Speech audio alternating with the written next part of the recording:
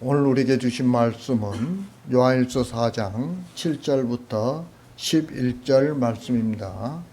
제가 가지고 있는 신약성경 391페이지 요한일서 4장 7절부터 11절 말씀입니다.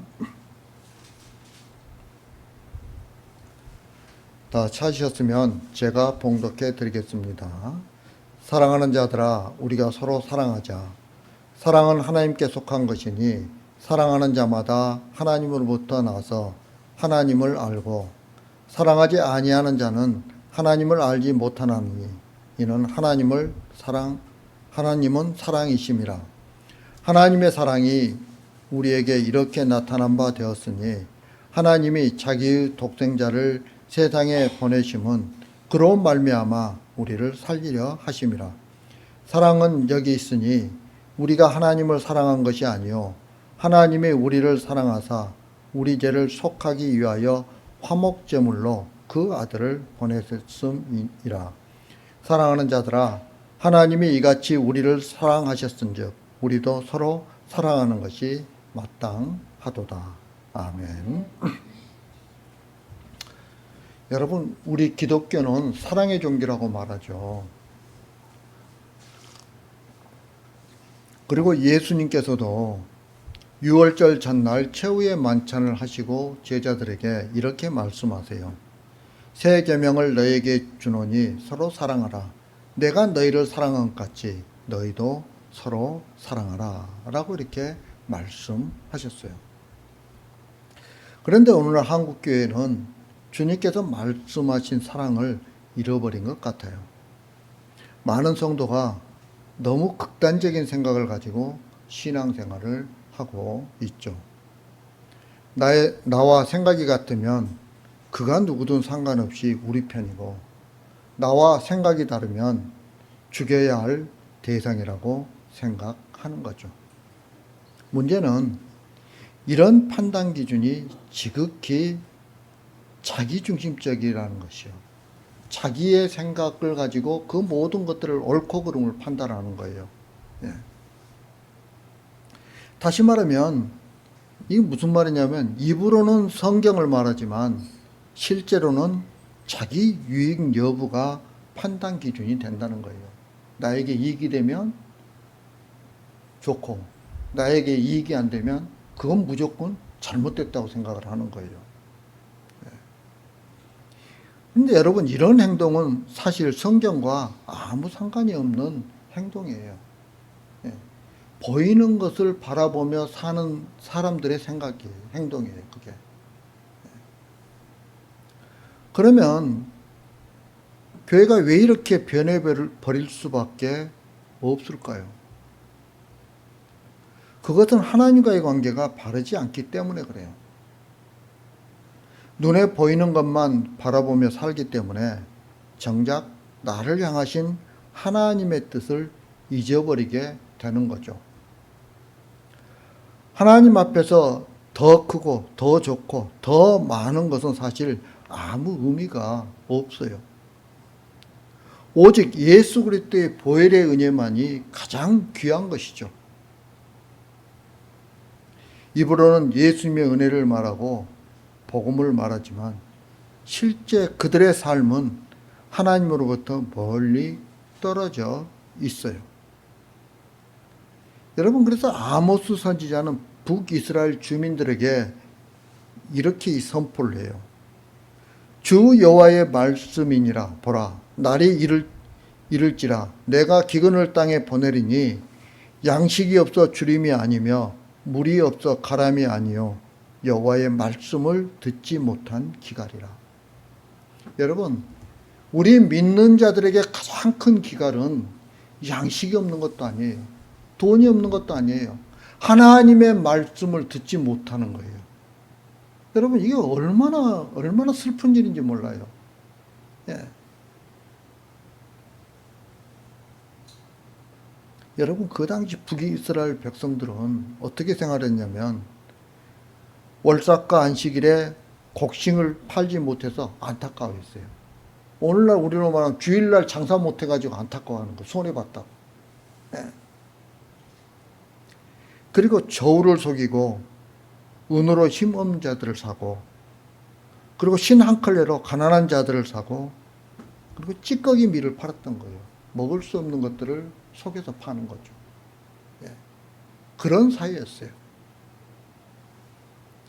이걸 한마디로 그 사회의 이름, 표현하면 어떻게 표현할 수 있냐면, 그들에게는 형제사랑이 없었다는 거예요. 왜 형제사랑이 없었을까요? 하나님을 사랑하지 않기 때문에 형제사랑이 없는 거예요. 하나님의 말씀을 들을 수 없기 때문에 형제사랑이 없는 거예요. 예. 오직 나만 잘 살면 된다는 생각을 하고 있었던 거죠. 여러분, 이런 모습에서는 하나님 사랑이나 이웃 사랑을 찾아볼 수 없는 거예요.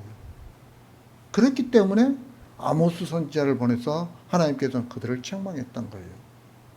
오늘 우리도 아모스 선지자로부터 그런 책망을 받을 그런 삶을 살고 있지는 않습니까? 우리는 한번 돌이켜 봐야 되는 것이죠. 자, 그러면 오늘 말씀이 우리에게 교훈하고 있는 것이 무엇인지 우리가 한번 살펴봅시다. 자, 먼저 7절, 8절입니다. 7절, 8절 말씀. 다 같이 한 목소리 읽겠습니다. 다 같이 시작. 사랑하는 자들아 우리가 서로 사랑하자. 사랑은 하나님의 죄사함이니 사랑하는 자마다 하나님으로부터 나서 하나님을 알고 사랑하지 아니하는 자는 하나님을 알지 못하나니 이는 하나님은 사랑하시니라. 아멘. 사도 요한은 하나님께 속한 자라면 서로 사랑하는 것이 당연하다고 말하고 있어요. 그 이유는 하나님이 사랑이시기 때문에 그런 거예요. 다시 말하면 사랑이신 하나님을 믿는 성도가 서로 만나는 것이라면 당연히 서로 사랑해야 한다는 거죠. 이처럼 사도 요한은 서로 사랑하자라는 말에는 어떤 개인적인 탐욕이 들어가 있지 않아요. 그런데 오늘날 교회는 어떻습니까? 교회가 사랑을 강조할 때 서로 사랑하라는 것을 이용할 때가 많죠. 서로 사랑하면서 우리 교회가 아름답고 선한 교회라는 것을 자랑하려고 하죠. 그리고 그것을 이용해서 교회의 부흥을 꾀하려는 탐욕이 숨어 있어요. 하지만 사도 요한의 가르침에는 이런 것이 포함되지 않는 가르침이라는 사실을 마음 깊이 우리는 새겨야 하는 거예요. 사실 우리도 교회가 서로 사랑하기를 원하죠. 그렇다면 그 이유가 무엇이냐는 거예요. 왜 서로 사랑하기를 원합니까? 그 사랑을 이용해서 인간적인 친분 관계를 즐기기를 원하기도 하죠. 또한 내가 다니는 교회가 다른 교회보다 남다르게 보이기를 원하기 때문이기도 하죠. 이런 생각을 가지고 서로 사랑하기를 원한다면 그것은 교회를 즐기려고 하는 것일 뿐이라는 거죠. 하지만 이런 사랑은 사도 요한이 말하는 사랑과는 거리가 멀다는 것을 우리는 알아야 돼요. 그러니까 교회가 그렇게 하면 안 되는 거죠. 사람은 사랑을 받는 것에 관심이 있어요. 그래서 우리는 하나님께 기도하면서 어떻게 하나님 저를 사랑해 주세요 하고 기도하기도 하죠. 그러나 사랑해 달라고 하는 것은 아직 하나님의 사랑을 받은 적이 없다는 뜻이 되는 거예요. 왜냐하면 하나님은 사랑이시기 때문에 그래요. 아니 사랑이신 하나님 우리가 만났는데 그 하나님 앞에 사랑해 달라고 자꾸 이야기하면 안 되죠. 왜냐하면 사랑이신 하나님 우리가 만나면 어떻게 돼요? 하나님은 우리에게 사랑을 베풀어 주시는 거예요. 부어주시는 거예요. 하나님의 사랑을요.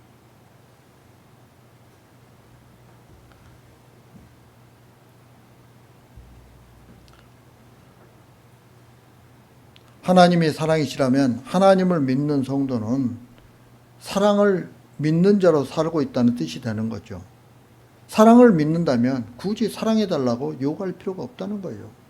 따라서 성도는 이미 사랑에 거하고 사랑을 믿는 자로 살고 있는 사람들인 것이죠. 결국 성도는 하나님의 사랑을 벗어나서 산 적이 없는 사람들이에요. 왜?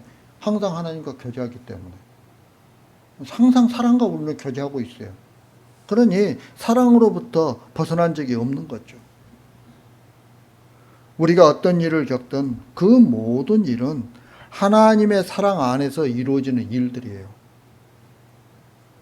비록 고통과 어려운 일을 할지라도 그 일도 하나님의 사랑 안에서 이루어지는 일이에요. 여러분 지금 힘듭니까? 지금 어렵습니까? 네, 어렵죠. 네, 힘들죠. 그러나 그 모든 것들이 하나님의 사랑 안에서 이루어진다는 거예요. 하나님께서 우리를 사랑하시기 때문에 그런 일을 당하도록 해주시는 거예요. 그래서 베드로 사도는 사랑하는 자들아 너희를 연단하러 오는 불시험을 이상한 일 당하는 것 같이 이상히 여기지 말라라고 말씀하고 있어요. 예. 여러분 이런 불시험이 우리에게 없으면 우리는 사생자예요. 하나님의 아들이 될 수가 없어요. 왜? 하나님이 관심 받기거든요. 하나님이 우리에게 관심을 두기 때문에 자꾸 우리를 시험하시는 거예요. 아프기도 하고 어려움을 당하기도 하고 예, 그렇게 하는 거죠. 그러므로 하나님의 사랑을 믿는 자들은 삶으로 인한 고난 때문에 낙심하거나 의심하거나 원망하지 않게 되는 거죠. 성도는 이처럼 사랑을 믿는 자로 만나는 거예요. 그리고 내가 믿고 있는 사랑을 나타내고 전하기를 힘쓰는 거죠. 여러분, 이것이 바로 서로 사랑하는 거예요. 그러므로 사랑의 관계에는 지배하는 것이 없죠. 세상의 형편과 상관없이 감사하며 만나기 때문에 누가 높고 누가 낮고 누가 더 잘하고 못하고 없어요. 그런 관계가 아니에요. 우리의 관계는. 교회는요. 다 같이 하나님의 사랑으로 살아가는 거예요. 그래서 교회 안에서는 잘난 사람 못난 사람이 없는 거예요. 뿐만 아니라 모든 사람들이 어떻게 합니까? 자기의 유익보다는 남의 유익을 위해서 서로 힘쓰는 거예요. 이게 교회 안에서 의 생활이에요. 그래서 서로 사랑하는 거죠. 사랑이 되는 거죠. 때문에 사랑한다고 하면서 친절을 베풀려고 노력하지 말라는 거예요. 이 말은 사람을 친절하게 대하지 말라는 뜻이 아니에요. 친절을 사랑으로 여기지 말라는 거죠. 왜냐하면 친절이 사랑이 아니기 때문에 그래요. 만약 친절을 성경적인 의미로 이해한다면 예수님이 자신의 몸을 내어주신 것에서 우리는 생각해야 하는 거죠. 여러분, 예수님의 사랑은 어떤 사랑이에요? 우리를 위해서, 우리의 생명을 위해서 자기 몸을 내주신 사랑이에요. 그렇다면 성도가 예수님의 사랑을 받은 자로서 예수님을 전하고 그 은혜와 사랑을 나누는 관계로 만나는 것, 이것이 곧 성경에서 말하는 친절이라고 말할 수 있는 거죠. 성도는 바로 이런 사랑, 이런 친절을 나누는 사랑을 해야 된다는 거예요. 7절에서 사랑은 하나님께 속한 것이라고 말하고 있죠. 이것은 인간에게서는 사랑이 나올 수 없다는 것을 의미해요. 그러므로 우리의 사랑은 모두 부인해야 하는 거죠. 누군가에게 친절히 대한다고 해서 사랑이 있다는 생각도 금물이라는 거죠. 그래서 우리에게 필요한 것은 사랑에 대한 감정적이고 윤리적이고 자기중심적인 그런 생각들을 버려야 하는 거예요. 여러분, 사랑은 예수님을 아는 자만이 할 수 있어요. 예수님을 나타내고 전하는 것이 사랑이기 때문에 그런 거예요. 여러분이 저를 좋아하는 것이 사랑이 아니라 제가 전하는 예수님을 좋아하는 것이 서로 사랑하는 거예요. 또 저 또한 여러분들을 좋아하는 것이 사랑이 아니라 여러분이 사랑하는 그 예수님을 저도 역시 사랑하는 것이 사랑인 거죠. 우리는 예수 그리스도만 사랑해야 되는 거예요. 예. 그러니 예수 그리스도를 알지 못하는 자가 어떻게 사랑할 수 있느냐는 거예요. 우리는 누군가에 대해 섭섭한 마음을 가지지 말아야 하는 거죠. 여러분, 다른 사람, 옆에 있는 사람 섭섭합니까?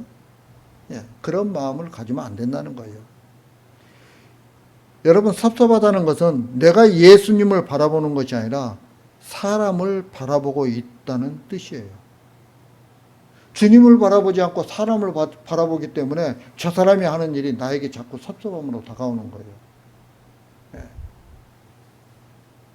사람에게 무엇인가를 기대했는데 그 기대대로 되지 않기 때문에 우리가 섭섭한 마음이 드는 거죠.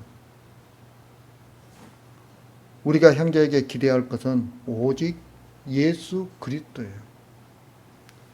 나를 좋아하고 나에게 잘해줄 것을 기대하지 말아야 하는 거죠.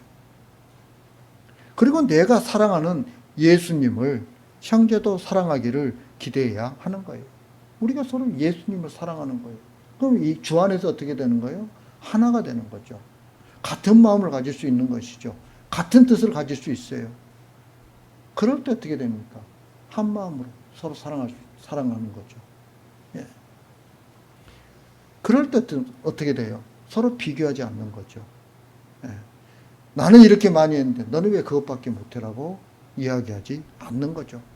나는 이렇게 잘하는데 너는 왜 그것밖에 못하냐고 이야기할 수 없는 거죠. 이게 사랑이에요. 이게 우리가 예수님을 사랑할 때 이런 모습들이 나타나는 거예요.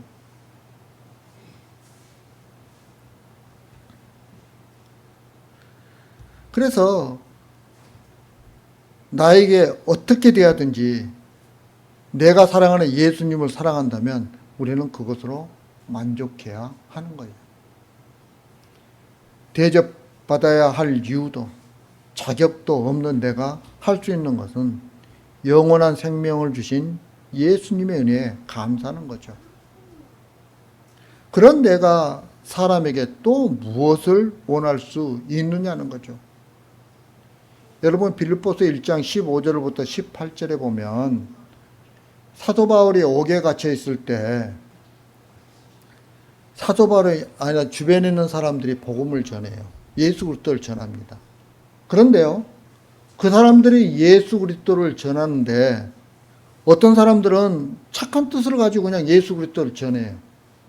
그런데 또 어떤 사람들은 사도 바울에 대한 투기와 분쟁으로 복음을 전하는 거예요. 다시 말하면 내가 예수 그리스도를 전하므로 사도 바울이 좀 아파하고 막 이러게 하기 위해서 복음을 전하는 거예요.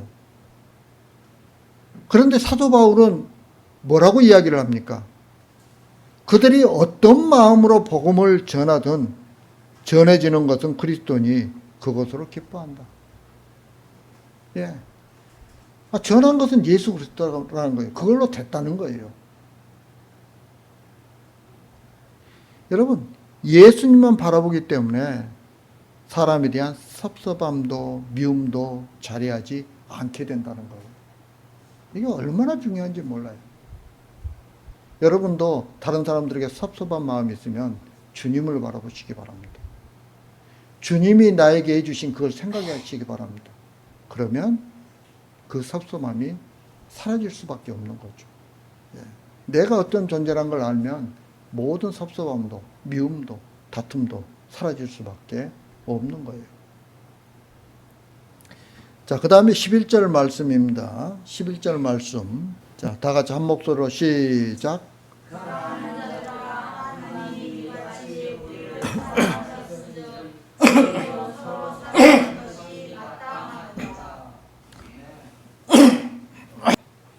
사도 요한은 우리가 서로 사랑하자는 말을 하고 있죠. 우리는 이 말을 성도에게 사랑할 것을 요구하는 것으로 오해하기 쉬워요. 하지만 성경을 주의 깊게 살펴보면 사도 요한은 전혀 다른 의미에서 사랑하자라는 말을 하고 있죠. 여러분, 서로 사랑하자라는 것은 기독교만 그렇게 하는 것이 아니라 모든 사람들이 사실 하는 말이에요. 예. 사랑에서 아름다움을 꿈꾸기 때문에 서로 사랑하여 아름다운 세상을 만들어 가자는 거죠. 하지만 사도 요한의 생각은 그렇지 않다는 거예요. 사도 요한은 사랑은 하나님께 속한 것이라고 7절에서 말하고 있죠. 그러므로 하나님께 속한 자가 아니면 사랑할 수 없다는 거예요. 왜냐하면 하나님의 사랑을 아는 자만이 사랑할 수 있기 때문에 그래요. 그런데 하나님의 사랑이 우리에게 나타난 거예요. 어떻게 나타났습니까? 바로 독생자 예수님이 이 땅에 오신 거죠. 그리고 우리 죄를 짊어지시고 십자가에서 죽으셨어요. 여러분, 이것이 바로 하나님의 사랑이에요. 그래서 하나님의 사랑을 안다는 것은 세상의 형편과 전혀 무관한 거죠. 다만 자신의 죄를 알고 예수님의 희생과 섬김으로 인한 죄의 용서를 아는 것을 뜻하는 거예요. 그렇다면 우리가 서로 사랑하는 것은 무엇일까요? 그것은 친절을 베풀고 물질적인 도움을 주는 행위 자체를 두고 말하는 것이 아니라는 거예요. 우리에게 나타난 하나님의 사랑, 즉 예수님의 용서하심을 전하고 나누는 것을 의미해요. 이것이 우리가 서로에게 할 수 있는 최고의 사랑인 거죠. 이런 사랑을 위해 나에게 필요한 것은 자신의 본질을 아는 거예요. 예. 무슨 말이냐면 자신은 구원받을 수 없는 생명과 무관한 인간이라는 거예요. 여러분, 우리는 우리 스스로 절대 구원받을 수 없어요. 우리가 하나님 앞에 나아가기 위해서는 예수 그리스도를 통해야만 가능해요. 그래서 우리 주님께서 뭐라 해도 내가 길이라고 말씀하고 있죠. 무슨 길이에요? 하나님께 나아가는 길이라는 거예요. 예. 이런 인간의 본질을 재물이나 윤리, 도덕 등으로 감출 수 없고 고칠 수도 없는 거예요. 가장 필요한 것은 예수님의 죽으심 앞에서 자신의 악함을 깊이 발견하는 것 뿐이에요. 그리고 그 모습 그대로 형제를 대하는 거죠. 이것이 사랑하는 거예요. 이런 사랑이 있는 자가 하나님께 속한 성도인 거죠. 그러므로 사랑은 예수님의 보혈의 은혜를 모르고서는 할 수 없는 거예요. 또 예수님의 은혜를 안다는 것은 예수님께 속한 자가 아니고서는 불가능한 거죠. 그렇기 때문에 사도 요한은 7절 하반절에서 사랑하는 자마다 하나님으로부터 나서 하나님을 안다고 말씀하고 있는 거죠. 사도 요한이 말하는 사랑은 인간에게서 발산되는 자연적인 사랑과는 전혀 다른 거죠. 이렇게 볼 때 사랑은 하나님께 속한 독특한 것임을 우리가 알 수 있어요. 하나님께 속하지 않는 자에게는 전혀 생소하게 들릴 수밖에 없는 거죠. 그런데도 사람들은 사랑을 잘 안다고 생각을 하는 거예요. 이런 이유로 하나님의 사랑에 대해서도 잘 알고 있다고 단언하게 되는 거죠. 사실 보이지 않는 영이신 하나님을 사랑하는 문제는 육신으로 살아가는 우리에게는 매우 당황스러운 내용인 거죠. 보이지 않는 분을 우리가 어떻게 사랑할 수 있느냐는 거예요. 여러분, 보이지 않는 하나님을 어떻게 사랑할 수 있습니까? 그런데 많은 성도가 이 문제에 대해 당황스러움을 전혀 가지고 있지 않고 있는 거죠. 왜 그렇습니까? 예. 많은 성도들이 주일 성수하거나 11조하거나 또 교회에서 봉사하거나 착한 일하고 기도하고 성경 읽고 이런 경건 생활 등을 통해서 하나님을 사랑하고 있다고 생각하기 때문에 그래요. 그래서 그런 것을 하는 것이 하나님을 사랑하는 증거라고 생각하는 거예요. 그러다 보니까 나는 하나님을 사랑하고 있다고 자신 있게 말하는 거죠. 그런데 여러분 10절에서 뭐라고 말하고 있습니까? 사랑은 여기 있으니 우리가 하나님을 사랑한 것이 아니요 하나님이 우리를 사랑하사 우리 죄를 속하기 위하여 화목제물로 그 아들을 보내셨음이라 라고 이렇게 말씀하고 있어요. 여러분, 사랑이 여기 있다는 것은 다른 데 가서 사랑을 찾지 말라는 거죠. 예. 다른 데서 찾는 사랑은 모두 가짜일 뿐이라는 거예요. 사랑은 우리 죄를 위해 화목제물로 독생자 예수님을 보내신 그 현장에만 있을 뿐이에요. 즉 예수님이 죽으신 십자가, 거기에만 하나님의 사랑이 있는 거죠. 사실 우리는 하나님을 사랑한 적이 없어요. 또한 하나님을 사랑할 수도 없는 사람들이에요. 그러므로 우리는 하나님의 사랑을 의지할 뿐이에요. 여러분, 그것이 성도예요.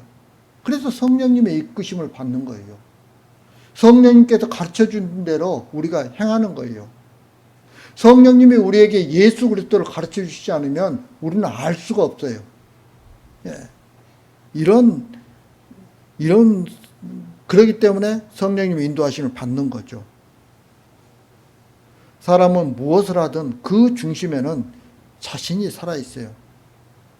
남을 도왔다고 할지라도 그 중심에는 자기 보람이 있죠. 내가 누구를 도왔던 게 내가 참 잘했다. 자기 보람이 있는 거예요. 그래서 남을 도운 것을 사랑으로 착각하지 말라는 거예요. 왜냐하면 그것 때문에 세상에 나타난 하나님의 사랑을 보지 못하게 되기 때문에 그래요. 하나님의 사랑은 창조주이신 하나님이 피조물인 인간을 섬기는 거예요. 그 사랑은 우리 죄를 위해 화목제물로 죽으신 십자가 사건에만 존재하는 사랑이죠. 하나님이 이같이 우리를 사랑하셨어요. 그러니 하나님의 그 크신 사랑을 우리가 감히 흉내낼 수도 없는 거죠.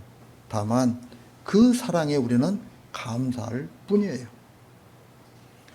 그럴 때 타인과 비교하고 차별할 수 없는 거죠. 왜요? 똑같은 죄인인데요. 예. 내가 죄인인데 저 사람 죄 졌다고 손가락질 할 수 있습니까? 예. 못하는 거예요. 예. 따라서 성도는 항상 형제를 통해 자신이 그리스도의 용서에 머물러 살아가는지를 돌아보아야 하는 거예요. 예. 이제 말씀을 마치려고 합니다. 사랑하는 성도 여러분, 우리에게는 그 어떤 의도 나올 수가 없어요. 이 말은 우리는 영원한 생명과 상관없는 죄인들이라는 거예요. 그런데 우리가 칭이라고 그랬잖아요. 칭이. 우리 의인들이라고 그랬잖아요. 예수 믿으니까. 그것은 우리가 죄가 없다는 뜻이 아니에요. 하나님께서 법정에서 일방적으로 선포해 주신 거예요. 너희들 이제부터 죄 없다고 딱 선포해 주신 거예요. 그러나 우리는 어떻습니까? 계속해서 죄를 짓잖아요. 그래서 회개 자리로 나아가게 되는 거죠. 그런 우리를 하나님이 붙들고 계세요. 예수님의 보혈의 은혜로 우리를 책임지고 있는 거죠. 그래서 우리가 증거할 것은 바로 이런 하나님의 사랑인 거예요. 따라서 오직 예수님의 십자가 보혈만 나누고 전하며 사는 저와 여러분들이 되길 주님의 이름으로 축복합니다. 다 같이 기도드리겠습니다. 사랑과 은혜가 풍성하신 아버지 하나님, 부족한 저희들 사랑해 주신 감사합니다. 정말 저희들은 죄 가운데서 벗어날 수 없는 그런 자들입니다. 그러나 주님께서 저희들을 사랑하셔서 독생자 예수님을 이 땅에 보내주셔서 저희의 죄를 대신해서 십자가에 못 박혀 죽으신 화목제물이 되어 주셨음을 말씀을 통해서 다시 한번 생각하게 됩니다. 아버지 하나님, 이런 하나님의 은혜만 서로 나누고 전하는 주님의 귀한 백성들 되게 하여 주옵소서. 예수님 이름으로 기도합니다. 아멘.